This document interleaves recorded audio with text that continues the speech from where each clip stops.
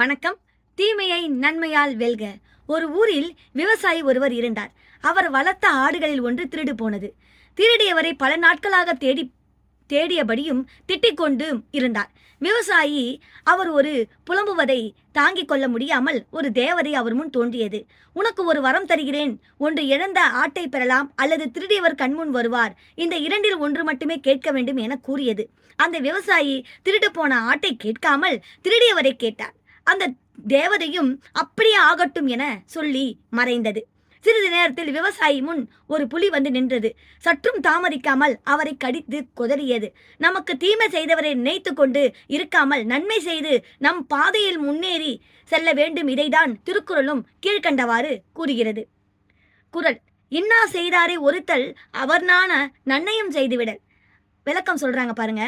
நமக்கு தீமை செய்தவரை தண்டிப்பதற்கு சரியான வழி அவர் வெட்கி தலகுனியும்படி அவருக்கு நன்மை செய்வது தான்.